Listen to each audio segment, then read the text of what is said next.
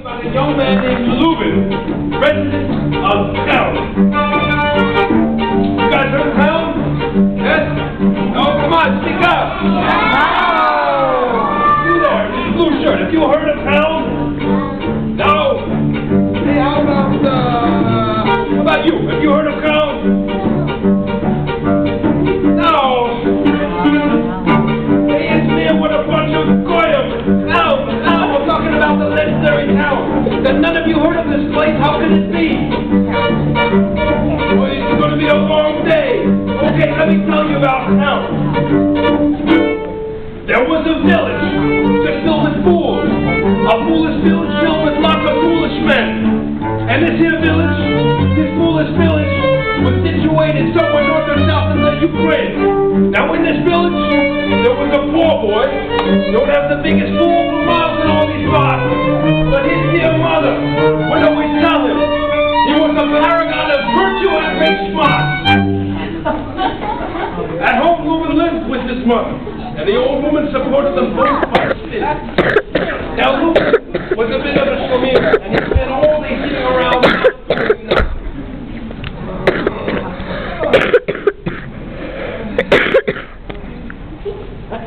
Lubin, my Angela, a real job you have here. What? I can't spin forever, and someone has to take care of me when I'm an ultimate. What can I do? You're a good boy. Go down the road and do whatever the farmer tells you. Okay, said Lubin. So, the next day, Lubin got off his business and hired himself to the neighboring farmer at 1 shekel for 1 day's heavy labor. The work was awful. Carrying huge sacks of grain in there, pulling feathers off chickens. Working in the fields, shoveling schmutz from the barn. The day felt endless, and walking home was completely Eugenspiel. Not knowing what to do with money, never having had any before, and walking home in the dark. By mistake, Lubin dropped a coin somewhere along the road on the way coming back from work.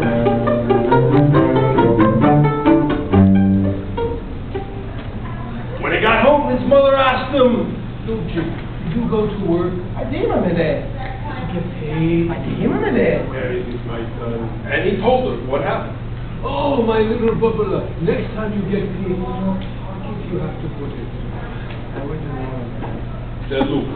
Now tell me, where is he going to put it? In his pocket.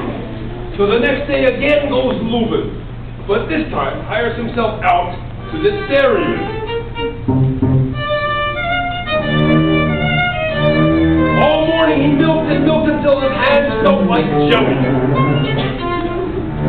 Every time he closed his eyes, he'd see swollen udders marching towards him like conscripting armies of the Tsar. Then he took the milk and churned up a batch of butter that would have fed the Israelites in the desert for 40 years. At this point, he felt like he'd been kicked in the shoulder by a horse. When he was done, the dairyman was so impressed he told Lubin to help himself to 2 huge handfuls of fresh butter. Being a good boy, Lubin remembered what his mama had told him, and 2 handfuls of butter he takes and puts in his pocket. Well, it being summer, the butter started melting down his legs, over his ankles, under his toenails, and in the cracks of his toes. When he got home, you can imagine how he looked. Lubin, what is this calamity I see? Did you go to work? Yeah, I did him in there. Did you get paid? I did him in there. Where is it, my son? And he told him what happened. Oh, my little Lubchik, you've got to think. The next time you get paid, if you are given something soft, in a bucket of water you must put it and carry it home on top of your head. Okay, Emily, okay. Said Lubin. Now tell me again, what's he going to do with it? Put it in a bucket of water and carry it on his head. Well, out goes Lubin the next day to work for the rat catcher. All day he spent on hands and knees setting traps for mice and rats.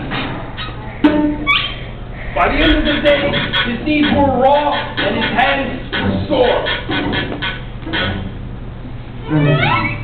The rat catcher was so impressed, he sent him home with a cat of his own. Lubin stroked the cat behind his ears and marveling how soft and warm it was, he picked up the animal dumped it in a bucket of water and put it on top of his head.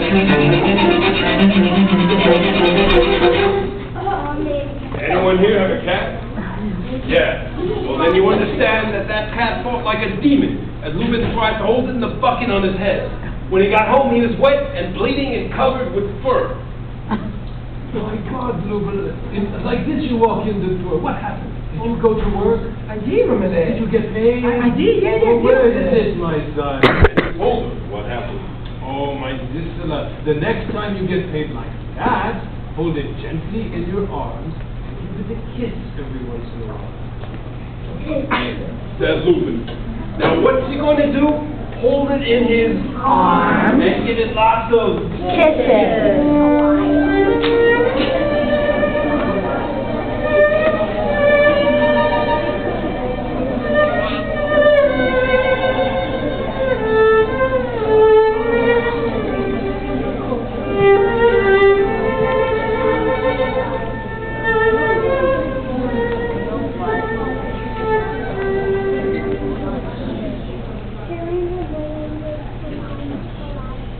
The next day, Lubin went down the road to work for the blacksmith.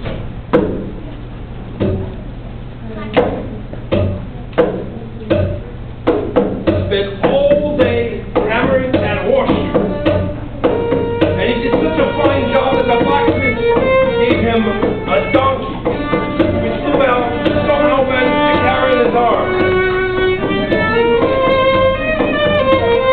The donkey was braying the whole way back.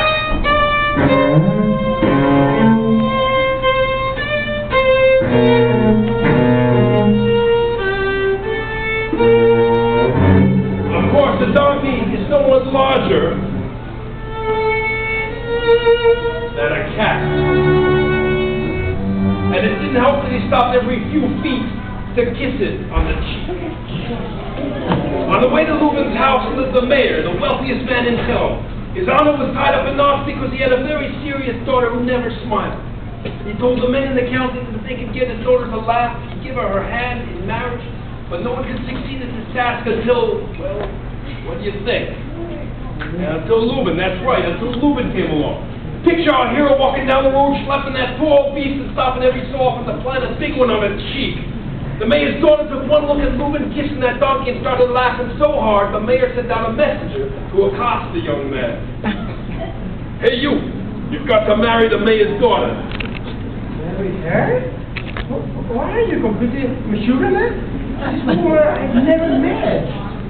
Stop your kvetching. She's a good girl from a nice family and you'll never have to work again. Well, but I got to lose. Well, eventually Lubin and the mayor's daughter got married and there was enormous feast with brisket, vodka, gefilte fish, even kasha varnished. In time, the young people came to love one another. She continued to do her father's books, but she also studied plastic surgery. While Lubin stayed at home and caught up on back issues of the New Yorker. They moved into an apartment in the center of town. Oh, did I forget to tell you that his mother moved in with them too? And she, at least, lived happily ever after.